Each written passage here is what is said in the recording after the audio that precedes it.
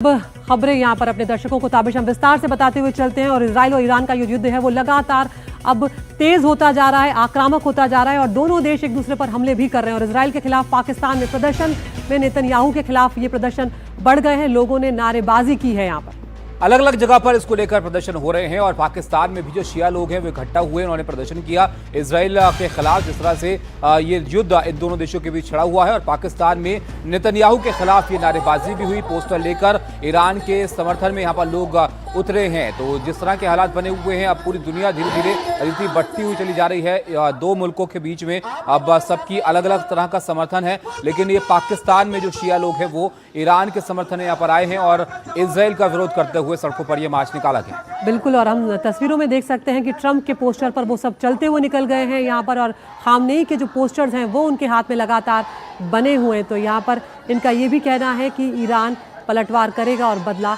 जरूर लेगा।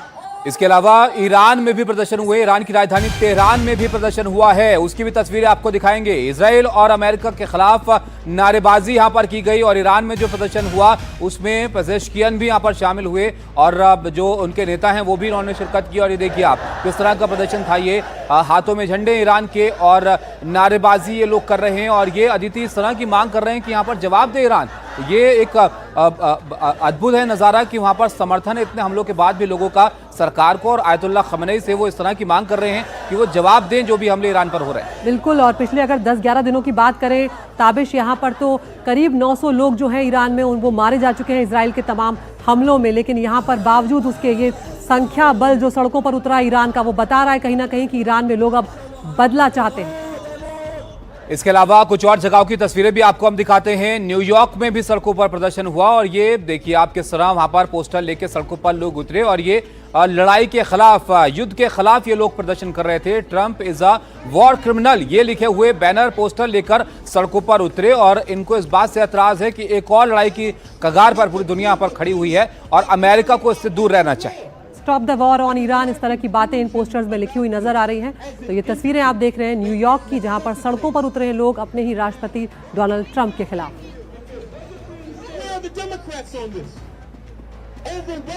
तो हमारे साथ यहाँ पर दो मेहमान इस वक्त जुड़ने जा रहे हैं। प्रोफेसर स्वर्ण सिंह हैं, विदेश मामलों के जानकार। डॉक्टर धीरज कौल हैं जो कि जियोपॉलिटिकल एक्सपर्ट हैं, हमारे साथ यूएस से जुड़ रहे हैं, पेंसिल्वेनिया से। यहाँ पर डॉक्टर धीरज कौल, पहले मैं आपके पास ही आना चाहूँगी। किस तरह से हम ये तस्वीरें भी अभी न्यूयॉर्क की देख रहे थे कि वहां पर भी लोग जो हैं वो सड़कों पर उतर आए, क्योंकि उम्मीद ये की जा रही थी कि अमेरिका जो है वो मध्यस्थता करेगा, क्योंकि नोबेल शांति पुरस्कार पाना चाहते हैं डोनाल्ड ट्रंप, लेकिन एक तरफ वो ईरान पर हमला कर देता है। जी हाँ, नमस्कार, thank you for having me on the show. आप ही के शो पे कुछ हफ्ता पहले हमने इस बारे में बात की थी, क्योंकि देखिए इजराइल का प्रॉपर प्लान था कि वो इन न्यूक्लियर इंस्टॉलेशंस को टेक आउट करेंगे।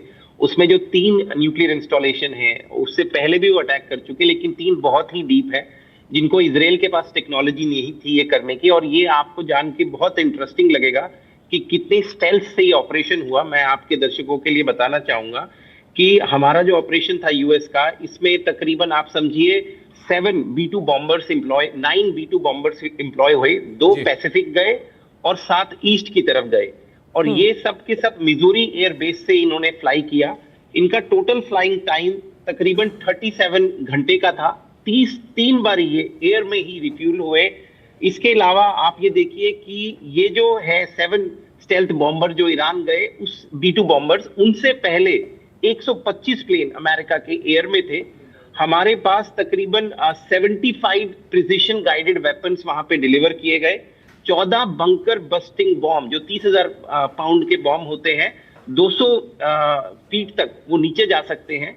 और उन्हीं एक बॉम्ब के ऊपर सेकंड बॉम्ब गिरा गया, क्योंकि 2 इंस्टॉलेशन 400 फीट की गहराई पे थी। जो बिल्कुल धीरज साहब, ये तो यहाँ पर मिशन हम यहाँ पर बता रहे हैं लगातार कि कैसे अमेरिका ने ये ऑपरेशन यहाँ पर किया, लेकिन एक बात और जिसका जिक्र आपने भी किया, सीधे मिसूरी से इन B-2 बॉम्बर्स का ईरान तक जाना, इस हमले को यहाँ पर करना, किसी एयरबेस का इस्तेमाल ना करना आसपास, ये इससे क्या यहाँ पर संदेश मिलता है? क्या देर से फैसला यहाँ पर लिया? ट्रंप इंतजार कर रहे थे कि हमला करें ना करें, या थोड़ी विश्वास की कमी है कि कोई एयरबेस इस्तेमाल नहीं करना है आसपास? देखिए, प्रिकॉशनरी एयरबेस को हमने अवॉइड किया और टू बी ऑनेस्ट आज तक B-2 ने इतना बड़ा कभी भी मिशन नहीं किया, ये फर्स्ट टाइम हुआ है।